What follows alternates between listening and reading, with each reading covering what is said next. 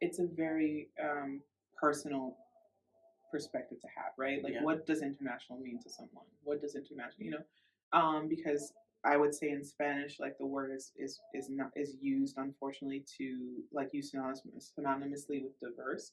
So a space can be international and not be diverse at all. You know what I'm saying? Depending on what gauge we're looking at. Are we It's thinking about ethnic identity? Are we thinking about sure. um, gender identity? Are we thinking? I mean, there's a lot of ways that you can go into it. Here's what I'll say. I do think that Madrid is a little bit more diverse in the contents of the container when it comes to genre, when it comes to levels, We're talking right? specifically about music. Yep. Specifically about music, because in some spheres of Mm-hmm. art I can't speak to in Madrid. I can speak to actually some of them more here than I can to in Madrid. Mm-hmm. But I would say in general, in terms, if I just use music as an example, because that's what I know best in Madrid, is the city that I've lived in more time than not the most time in outside of my hometown. Right, and Mm-hmm. so Madrid I know intimately. Like I've lived a lot of life in Madrid, and when I've built a life and then tore it apart and ripped it to shreds and threw it in the incinerator and then started over. I've done a lot of things in Madrid, Mm-hmm. and so I will say that Madrid is very diverse in its landscape and in the like I said in terms of range of age, range of genre, range of even level, right? Like of actual, like if we're talking about quality. I hate to think about competition because competition is just not really a word in my vocabulary. The way that we perceive it in especially in the arts, like you're against this person, blah, blah, blah. Mm-hmm. No, just in terms of overall level or whether there's a scene for everyone, no matter what level you have on your instrument, or whether you're doing it as a professional, 100% making money from this versus somebody who just wants to have fun, but they have a band. Maybe they even record albums and do things that maybe are really great too. Mm-hmm. So I think Madrid has a lot of different contents in the container, but I do think they have a very narrow definition of what it means to be in or out of the scene, right? And it can many times depend on, honestly, whether they like your attitude or not. And I think to me, it's not that it can't happen here, but one of the things in Madrid that I really to this day is just at this point I've accepted it, so it doesn't even make me angry to think about it anymore. It's like you all really, really, really, really think you can make your own rules around other people's cultures and identities and things. And that's part of the reason why I feel like Madrid, like I said, has all these tiny circles Mm-hmm. in each area. And I think this is not specific to music or even the arts. Like, I think Madrid just works this way because it's so big, like spacious. It's very spacious. Mm-hmm. And so you can have a circle of musicians that all play together every week and go to all the same gigs and go to all the same jam sessions and go to all the same events and hang out at all the same places and go on tour with all the same people. Mm-hmm. And then there's a whole semicircle that's like a carbon copy of this, just different people. Mm-hmm. And they might never see each other. Sure, yeah. These two circles might never see each other because these ones stay in the north. These, excuse me, stay in the east. These ones stay on tour. These ones, you know what I mean? So they might even be different levels of musicians. Levels, as in just being technical about it. Like, right. Are you a good musician or not? Like, are you competitive on a global stage or not? Right. Mm-hmm. And so the thing about that is it means you start to form your own rules of engagement in each of those little circles. So this circle might really value technical ability. Mm-hmm. This circle might really value how good of friends you are. Sure. This circle might really value how many gigs of other people's that you go to per week to be participating in the community. You know what I'm saying? Sure. And that can shift and that can change depending on who's on tour with who at a given time, based on who just recorded what with who, based on which venue just opened or closed. Like it can be who has a new jam session that's going on. All of it, And so I find that in Madrid, it can be both very like you get this really inviting sense of inclusivity when you first get there because you're working from zero. People just want more people in their scene. They want more people in their circle. They want more life and they want more variation, right? But then once you start to peel back the layers of each individual circle, you start to figure out what their values are, And so you do maybe there's a scene for everyone, but you might take a while to find it, and then you might figure out you can't find it, and so you make your own, and that's okay. Here, you can't really have your own scene. You are, by nature, you're going to come in contact with somebody. You're going to all be part of this large. It's just not possible here, and it's really. And Valencia is similar, to be honest with you. Valencia is way more similar to here than it is to Madrid. Like you can't, not just for the size, but just the culture. You cannot be, for example, a jazz tenor sax player and not know every other jazz tenor sax player on the scene. There's no way. Sure. Right? Mm-hmm. Much less not run into that. Right? Or a singer. You cannot be a jazz singer in Valencia and not know every other jazz singer that is regularly on the scene or is doing gigs or that they have. It's not going to happen. Right. Here, it's probably not going to happen. It might take longer because it's a bigger city, but it's probably not going to happen. Mm-hmm. You know? In Madrid, you can go years without meeting people that sing in your genre.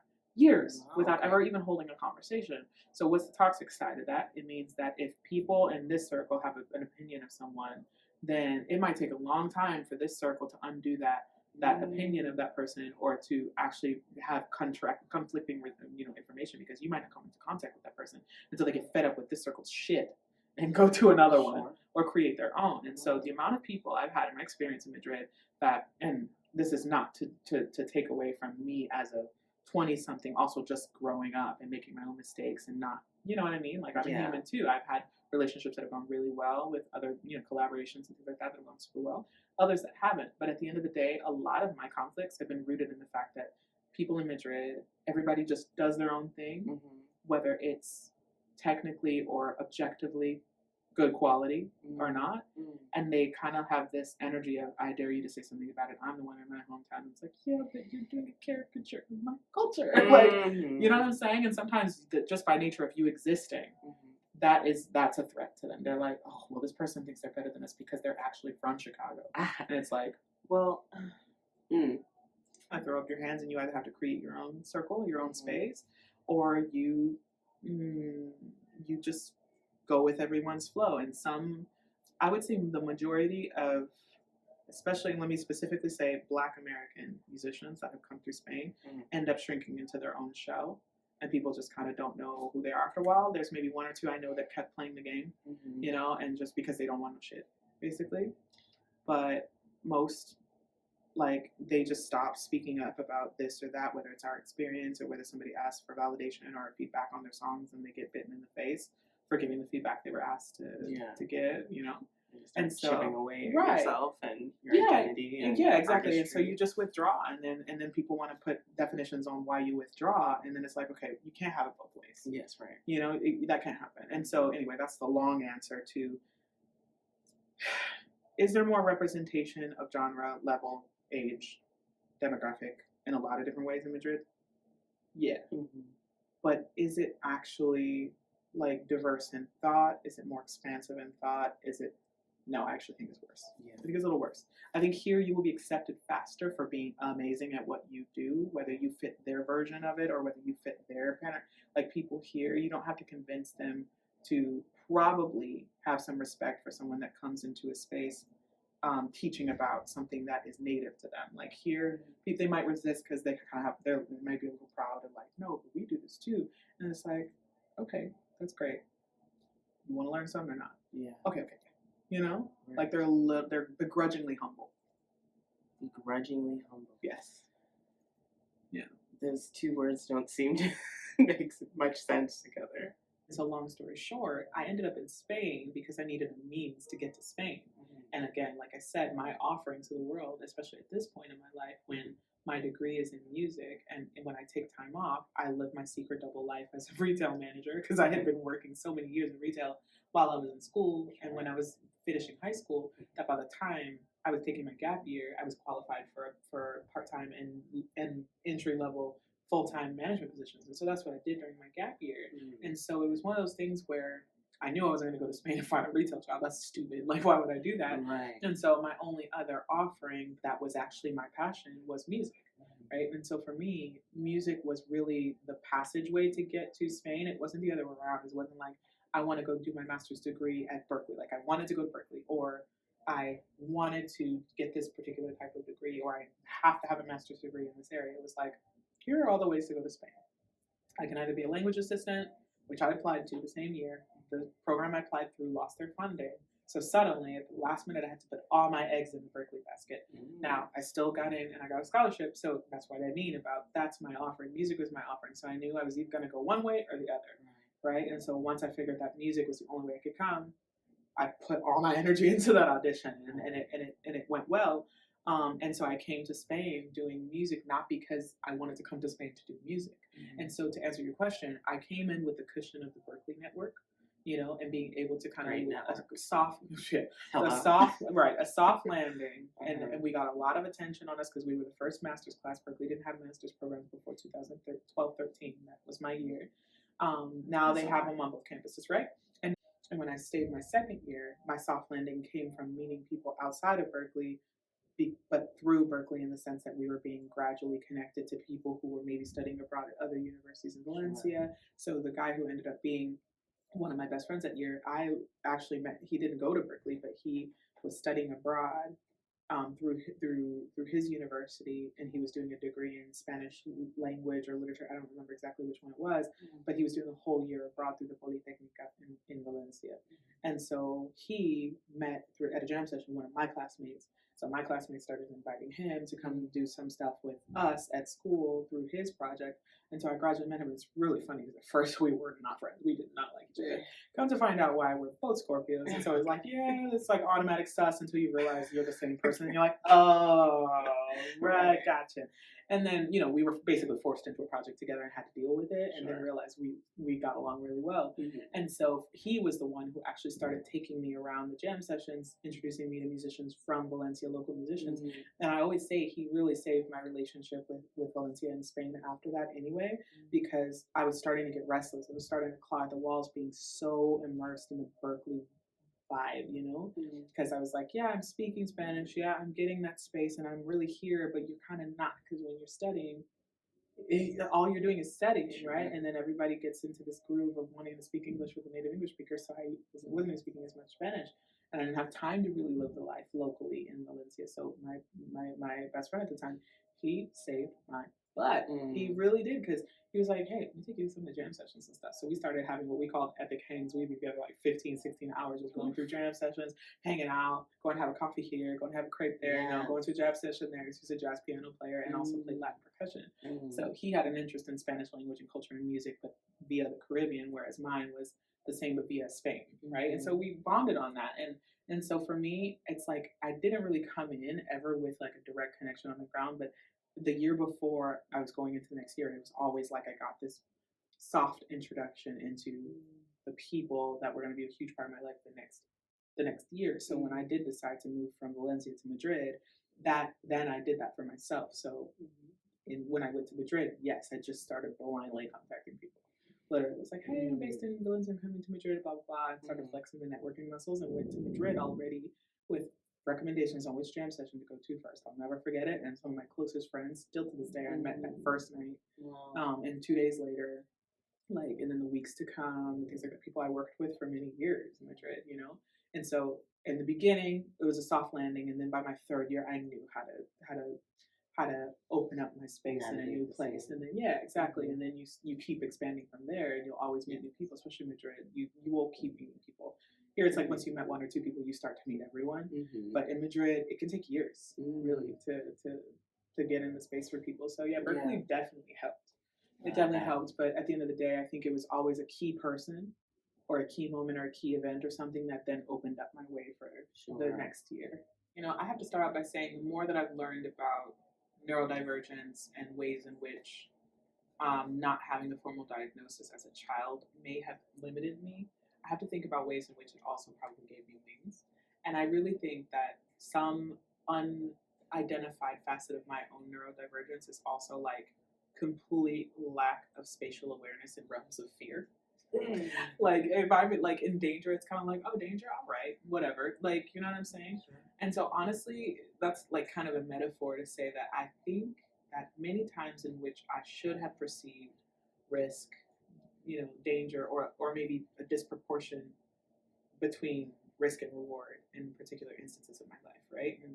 in deciding to come to a foreign country by myself and deciding to stay in a foreign country year after year after year, because the first few years it was a conscious choice at the end of every year. It wasn't like I'm going to stay for 5 years and forget it until I get to that 5 year mark.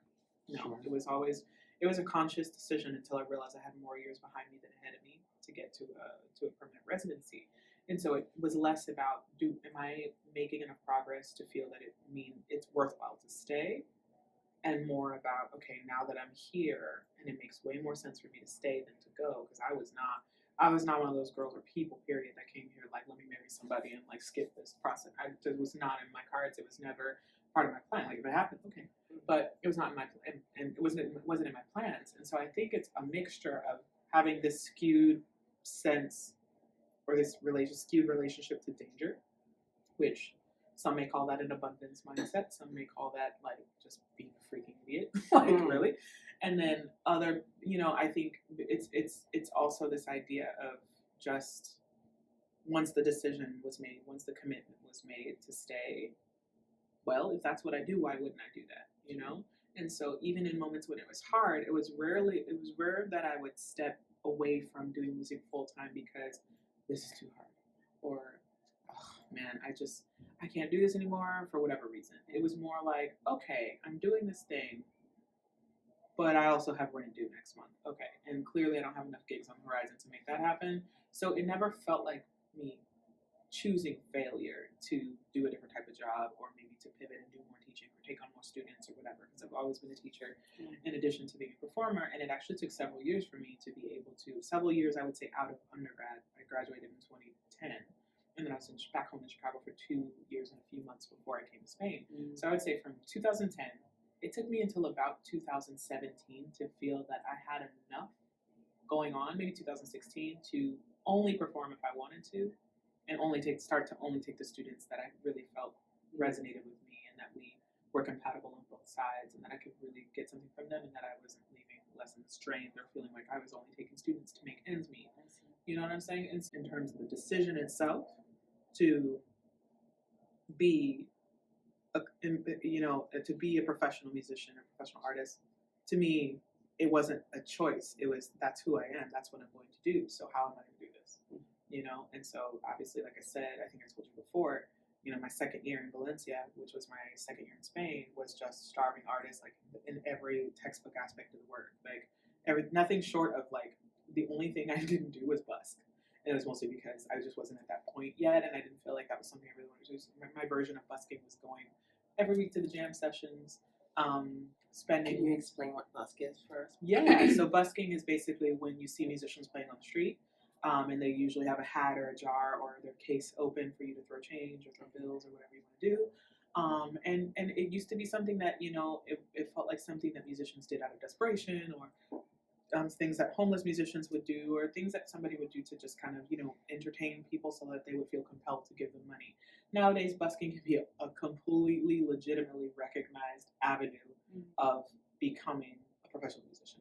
Like, there are people who make bank busking. No, I don't. But I also don't feel fully American either. It's hard to say. I will say that as an American, like, it's not that I feel Spanish, and you'll hear this discourse from, I don't know if you're doing the interviews with any Black people from Spain or who have been here most of their lives in Madrid. Yes. Perfect. Yeah, I'll ask you later who. But no, I don't, and I don't think I ever will. But Spanish-sized, like kind of assimilated, the closest I can get to being influenced fully and wholly and completely by Spanish. Lots of things without being able to say, yeah, I feel Spanish. Yeah, probably. Do I feel like so? I do. I just did it, didn't I? Yeah. So yes, there's some way, because people that aren't even working in the same space, if somebody says goodbye, you say goodbye. Like, even if you don't even know, I don't know who she is. But yes. It's like I could literally knee-jerk reaction. Yeah. Realized, after I did it, I was like, see, that's what I mean. Right. Yeah. Right. So there's some ways in which it's very clear that I've lived more of my adult life in Spain than I lived in the United States. That's clear. Like, I only lived 2 years of my adult life not in school in Chicago before I moved to Spain. I've been here 10 and a half years. So inevitably, there are things that just kinetically don't match from the States anymore. Things that are not worth the risk. Like, España. Yeah. That'll never be me. You have a certain attachment to a place, I think, when you have gotten most of your like adult wisdom, adult intelligence, Perspective, right? spiritual Perspective, survival, grounding, right? I mean, there's so detached much. from a lot of things that you had grown up from, you know, Exactly. just the time, space, and distance away from native teachings, Right. Familial influence. I'm third in line as the matriarch in the family. Like, that feels further, but also the older I get, it gets closer again. So it's this weird dichotomy of being both further away from it and closer to it, because something happens and I feel in my core that I am third in line. Right. I feel it. I always find it difficult to answer questions about like as if, you know, if you were another person, if this happened instead of this, where would you be now? Or, you know, I actually find those questions quite irritating, but I'm about to ask you one, so bear with me. How different do you think your experience would have been just coming into these spaces and, you know, continuing and starting your career in your artistry here? How different do you think it would be if you were not Black?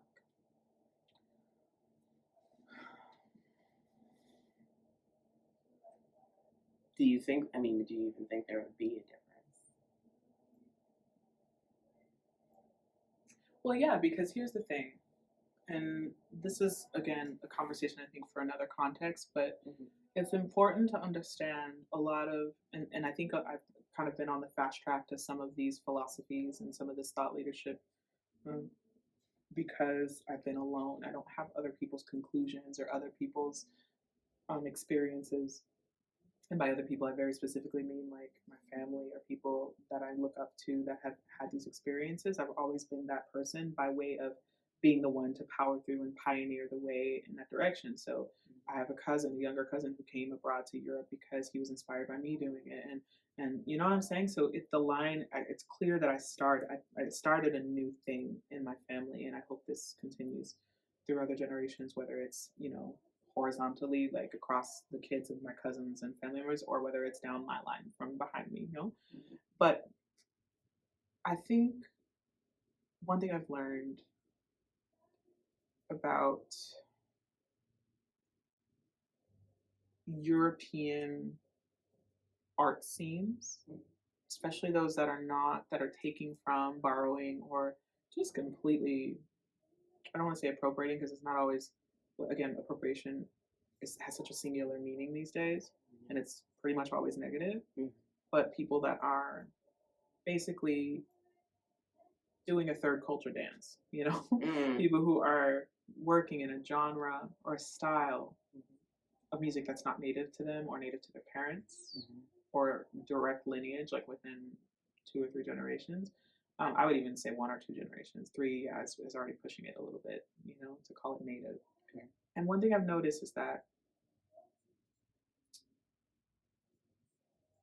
white people here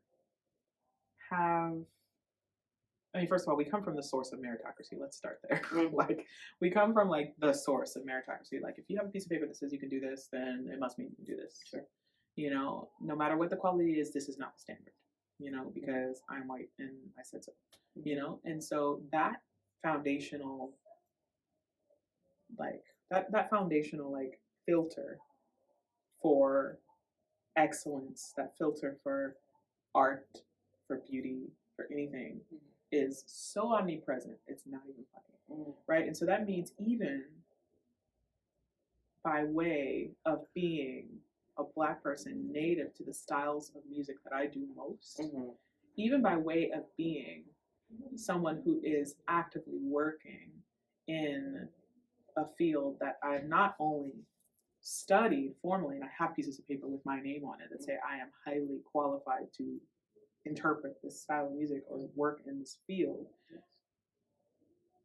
Once it's put through a lens of whiteness or white standards based on the population that we are dealing with. So here in Spain, obviously in some aspects of European classical music and that Eurocentric like standard for music and what musicality is and what is good, what is not, what is technically good, what is technically not, what is, you know. That lens is slightly different here in Spain, but it's still there. Like people still put even my music through their own filter.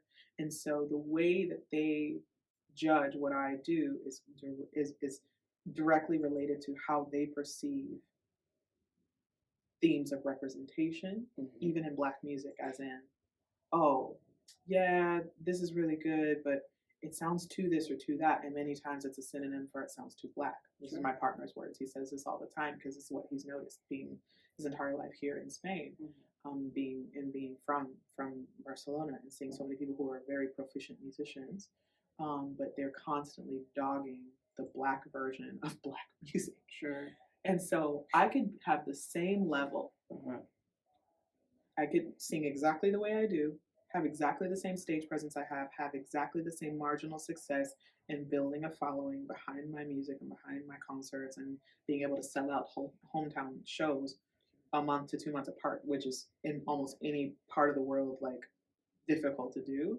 Like I would be white, and it would be, wow, look at how this white person does this thing. But because it's me, well, yeah, we really like that, but that's too black. Because this is the thing, this desire, this innate desire to be represented in something that you're interested in or something that you value is always going to be there. So while there's an extra degree of separation, even if I were white and from the States coming here, it's still closer than being black and from the States to them. Sure. So it's almost by nature of validating being a non-black person doing black music, I would probably have a much easier time. Wow.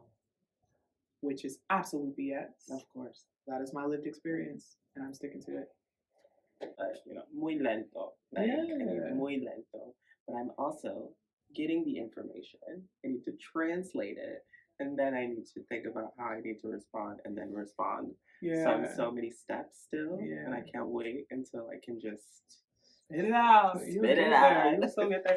That's what it is. It's persistence, and also recognizing that. I always tell people, and I'll leave you with this gem, is that, and I think this is a really rings true in art and music too. It's a lot of my teachings and my realizations and my tools, they kind of go across these artistic and linguistic lines, and I use a lot of them all in coaching too. But imagine that fluency and accuracy are two different things. Like, think about the difference between, for example, teaching somebody how to pronounce your name versus teaching someone how to speak to you or how you feel loved or how you feel, you know what I'm saying? One is accuracy. It's about this is the answer. This is the way. This is how my name is spelled. This is what it sounds like, blah, blah, blah. Yes. Which I never thought that my freaking generic white bread descendant of slaves English name would ever be butchered. But here we are. I'm in Spain and people cannot pronounce my name properly to save their lives or spell it properly. It's crazy. I'll run down the list later. Yes. But it's crazy. And so, that's one thing. There's an answer. This is how you spell it. This is how you say it. You may not get very close, but this is how it is. Yes. Versus explaining where my name comes from and the context and you know what I mean? There are two different things. Like there's over an accuracy side of things, there isn't a right answer. So it's like when you're speaking a language or when you're doing art, based on someone's theory, based on the genre, based on the story behind that music or that language, there's a correct answer, right? And so when you're focusing on that, the whole way you approach communicating is different. That's why this way of thinking lends itself really well to translation, because there is a right answer and there are better ways or worse ways or more efficient or less efficient ways to express something, an idea, or closer or further away from the original language, right? Then you have on this other side where you're just trying to relate to someone. You're just trying to connect. Yes. You're just trying to tell someone who you are. Yeah. That's less about accuracy and more about fluency. How fluidly do you allow these thoughts and the processing that you've done around who you are flow and connect with someone else? Yes.